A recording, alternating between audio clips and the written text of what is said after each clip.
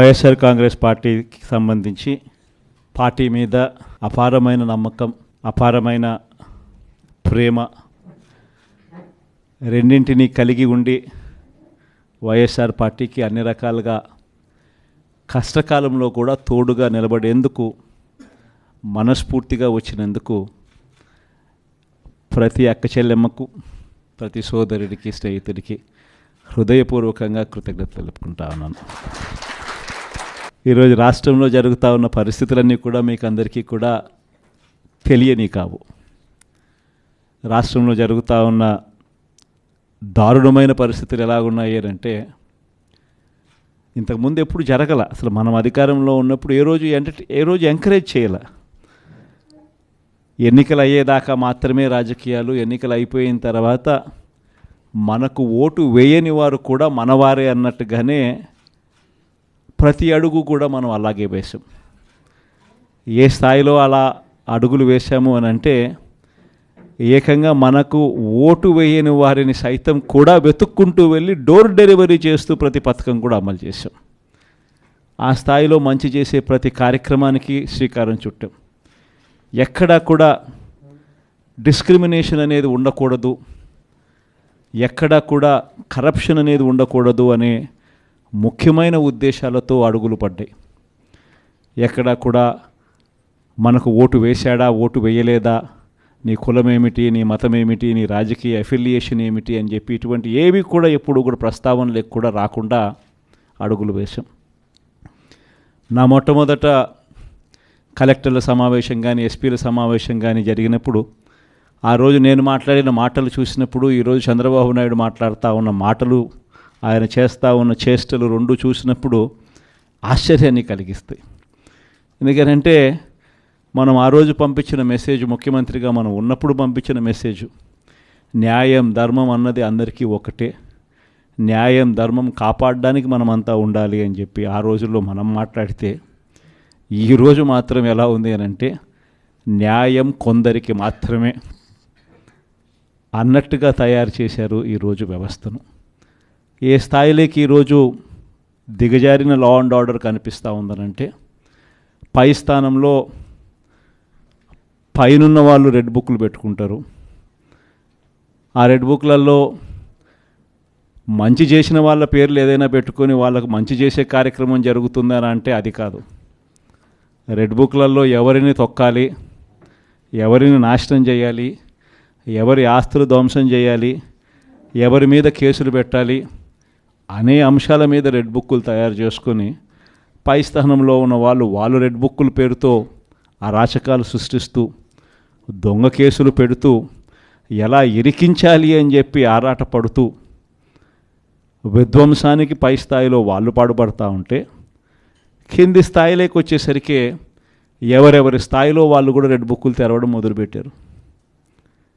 నియోజకవర్గ స్థాయిలో వాళ్ళు, మండల స్థాయిలో ఇంకొకరు, గ్రామ స్థాయిలో కూడా ఇంకొకరు కూడా రెడ్ బుక్స్ ఓపెన్ చేసి వాళ్ళు కూడా విధ్వంసానికి పాల్పడడం జరుగుతూ ఉంది. ఈరోజు ఎక్కడా కూడా న్యాయం కనిపించడం లేదు, ధర్మం కనిపించడం లేదు. పోలీసులు పూర్తిగా ప్రేక్షక పాత్ర వహిస్తూ ఉన్న పరిస్థితులే కనిపిస్తూ ఉన్నాయి. మొట్టమొదటిసారిగా ఈరోజు పోలీసుల సమక్షంలోనే పోలీసులు దగ్గరికి ఎవరైనా కూడా మాకు అన్యాయం జరిగిందని చెప్పి పోలీసుల దగ్గరికి వెళ్ళి కేసు పెట్టడానికి మనం ప్రయత్నం చేస్తే ఎదురు కేసులు మనవారిపై కూడా వాళ్ళే పెట్టే పరిస్థితులకి ఈరోజు కనిపిస్తూ ఉన్నాయి. ఎలాంటి దారుణమైన పరిస్థితిలో ఈరోజు వ్యవస్థలు కూడా ఉన్నాయనంటే అన్ఫార్చునేట్గా మనకు ఒక ఈనాడు, ఒక ఆంధ్రజ్యోతి, ఒక TV5 ఇలాంటి గోబుల్స్ ప్రచారం చేసే మాధ్యమాలు కూడా మన దగ్గర లేవు. నాకు ఆశ్చర్యం అనిపించింది మనం చూస్తూ ఉంటే పెద్దిరెడ్డి రామచంద్రారెడ్డి గారి మీద జరుగుతూ ఉన్న పరిణామాలు. అసలు ఎక్కడో పేపర్లు ఏదో కాలిపోయాయి అంటే ఏదో ఆఫీస్లో, అధికారంలోకి వచ్చిన తర్వాత 2 నెలల తర్వాత ఏదైనా ఆఫీస్లో పేపర్లు కాలిపోతే, లేకపోతే ఏదైనా కారణం చేత ఆ పేపర్లు కాలిపోతే ఆ పేపర్లో కాలిపోయిన దానికి రామచంద్రారెడ్డికి ఏం సంబంధం? ఎవరు అధికారంలో ఉన్నారు, ఎవరి గవర్నమెంట్లో ఉన్నారు?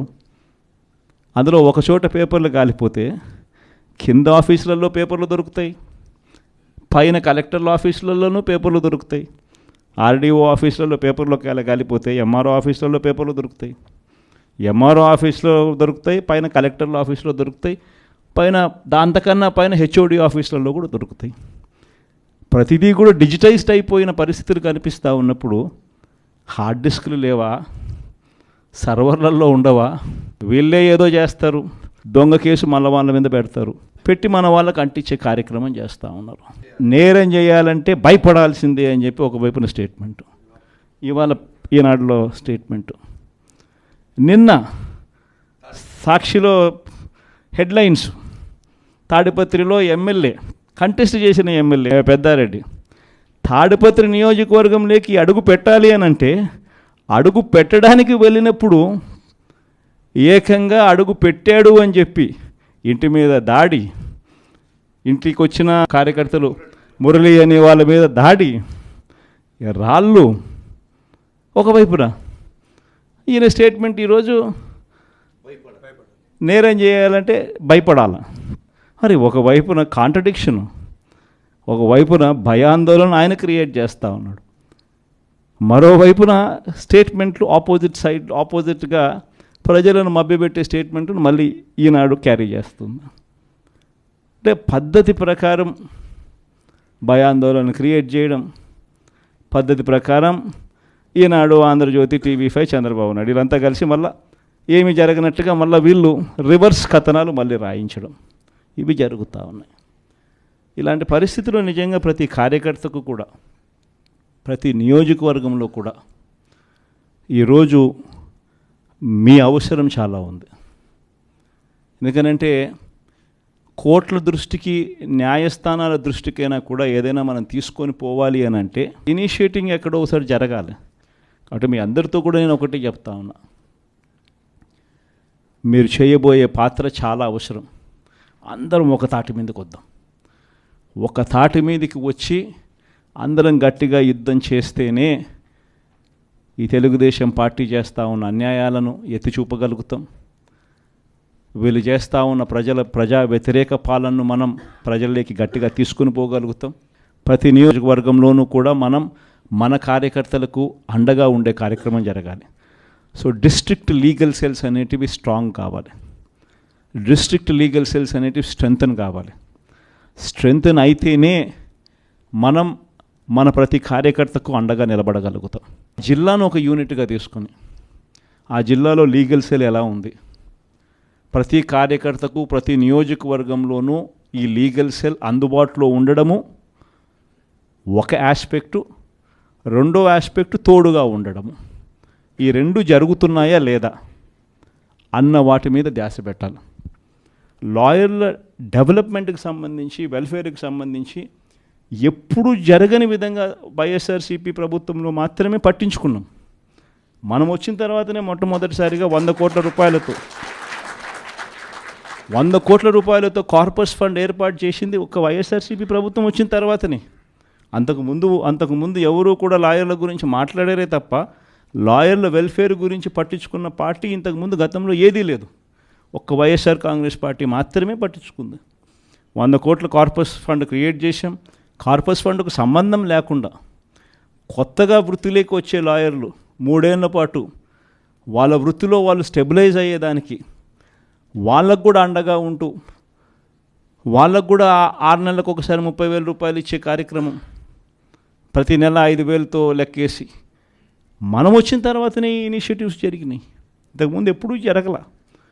మనం కూడా యంగ్ పార్టీయే, మనం కూడా లీడర్ దగ్గర నుంచి మీ వరకు కూడా అందరు కూడా యంగ్స్టర్సే. మనం కూడా ఇంకా ఎదగాల్సింది చాలా ఉంది. కొన్ని ఇంకా సంస్కరణలు, ఇంకా కొంచెం రిఫార్మ్స్, కొన్ని ఇంకా మంచి పాఠాలు ఎక్కడైనా కూడా మనం నేర్చుకోవాల్సినట్టు ఏదైనా ఉంటే కూడా తీసుకుని అవి కూడా మనం అలవాటు చేసుకుని ఇవన్నీ కూడా మార్పులు చేసుకుంటూ ఇంకా కొంత మనం ఆర్గనైజేషన్ మీద ఫోకస్ పెట్టి ఇంకా కొంత దగ్గరగా వెళ్ళే కార్యక్రమం చేద్దాం. ప్రజలకు, నాయకులకు, జిల్లాలో ఉన్న ప్రజలకు, జిల్లాలో ఉన్న నాయకులకు, జిల్లాలో ఆర్గనైజేషన్ పెరిగేట్టుగా అడుగులు వేయాల్సిన అవసరం ఉంది.